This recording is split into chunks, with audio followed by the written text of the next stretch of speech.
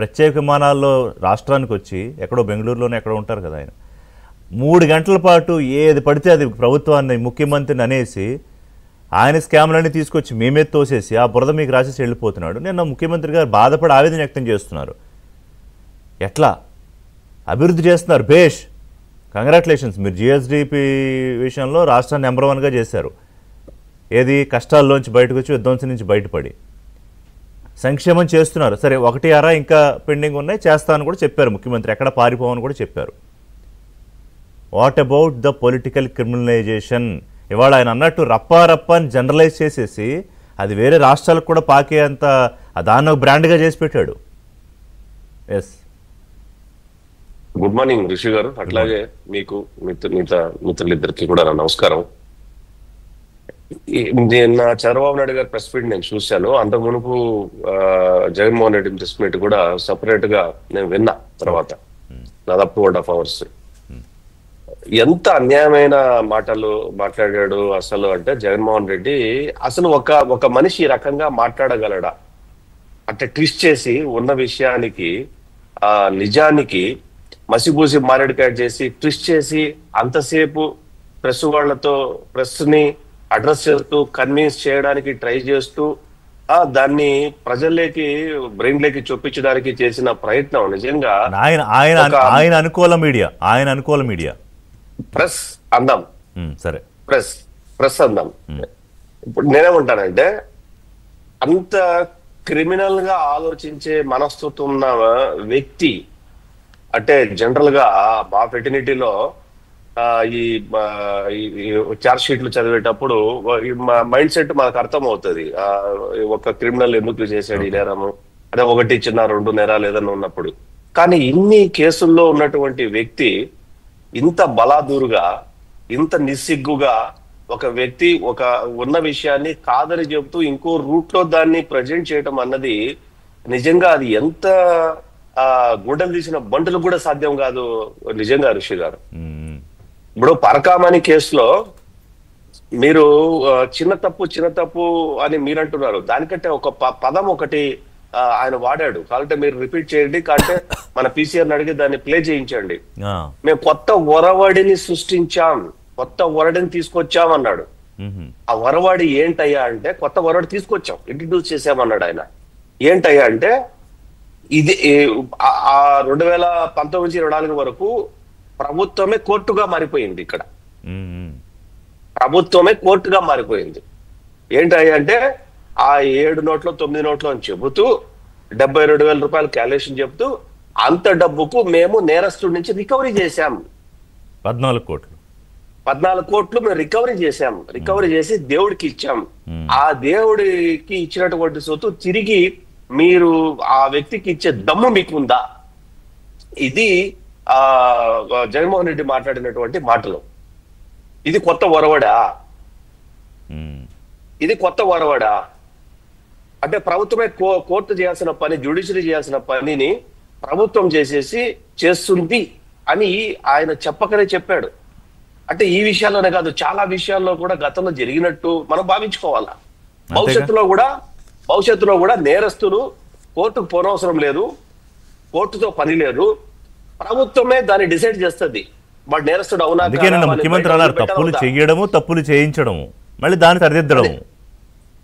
అంటే భవిష్యత్తులో కూడా కోర్టుకు పోనవసరం లేదు, నేరం చేస్తే పరిహారము ప్రభుత్వమే డిసైడ్ చేస్తుంది అన్నమాట. ఇది కొత్త వరవడా? ఇది కొత్త విధానమా? ఇది కొత్త పద్ధతా? అంటే వ్యవస్థను, జ్యుడిషియరీ వ్యవస్థను కూడా నువ్వు నీ కాళ్ళ కింద తొక్కి పెట్టుకోవాలని చెప్పి ట్రై చేస్తావా? అంటే ఒక నేరస్తుడు ఒక ఎఫ్ఐఆర్ చేస్తే తనకి నీకు ఇష్టం వచ్చిన నువ్వు డిసైడ్ చేసేసి, నేను డిసైడ్ చేశాను నువ్వు సంతకం పెట్టు అని కోర్టుకు పంపిస్తే కోర్టు జడ్జి సంతకం పెట్టాలి. విషయంలో కల్తీ మీద కూడా మీ మీద ఎదురుదాడి చేశారు కదా. నేను ఎగ్జాంపుల్ పరకామణి దాంట్లో చెప్తున్నా. నిన్న ప్రత్యేకంగా ముఖ్యమంత్రి గారు కూడా అన్నారు. అవును, ఈ విషయం ప్రస్తావించారు. అంటే మనం అర్థం చేసుకోవచ్చు, నేను కొత్త ఒరవడిని సృష్టించాను, కొత్త ఒరవడిని తీసుకొచ్చామన్నాడు ఆయన. అంటే మీరు పిచ్చిఆర్ రిపీటెడ్ గా ఆయన ప్రెస్ మీట్ లో ఆ వర్డింగ్ ని మీరు దాన్ని ప్లే చేయొచ్చు. అట్లాగే ఈ సుబ్బారెడ్డి గారి గురించి చెప్తారు. రీసెంట్ గా నేను విజయవాడ నుంచి చెన్నై ట్రావెల్ చేశా వందే భారత్ ఎక్స్ప్రెస్ లో. నా వెనకలే సుబ్బారెడ్డి గారు కూర్చున్నారు, ఓకే. నా వెనకల సీటే. నేను క్యూరియాసిటీ తట్టుకోలేక ఆయన నన్ను గుర్తుపట్టాడు, టీవీలో చూసింటాడు కాబట్టి నేను కూడా నమస్తే అన్నాను. నమస్తే క్యాజువల్ ఒక 5 నిమిషాలు మాట్లాడాలండి నేను అడిగాను. నేను మాట్లాడదామన్నా, నేను అడి సుబ్బారెడ్డి గారు డైరెక్ట్ గా అడిగాను నేను, ఏమండి ఎంత నిజం ఇది, మీ మీద ఇంత తీవ్రమైన ఆరోపణలు ఉన్నాయి, ఇంత తీవ్రమైన ఆరోపణలు ఆయన ఏదో చెప్పాల్సింది చెప్పాడు. బట్ నేను 2-3 ప్రశ్నలు అడిగాను, ఉన్నటువంటి డౌట్లు, ఏదైతే సిట్ అడిగిన డౌట్లో, లేకపోతే ఆయన జవాబు చెప్పలేకపోయారు. ఆయన సైలెంట్ అయిపోయారు, ఏం మాట్లాడలేదు దాని గురించి. ఆయన అన్నమాట ఒకటే మాట ఏంటంటే, నేను భగవంతుడు డబ్బు తీసుకునే కర్మ నాకు పట్టలేదు అన్నారు. మరి ఇది ఎట్లా జరిగింది, మరి దీనికి ఎవరు బాధ్యత, మరి మీరు సంతకం పెట్టారు కదా. నేను నేరుగా సుబ్బారెడ్డి గారిని అడిగా నేను. అదే ఆయన చెప్పలేకపోయాడంటే అక్కడ ఏదో ఖచ్చితంగా జరిగిందని అర్థం కాదు. 100% చెప్పలేకపోయాడు.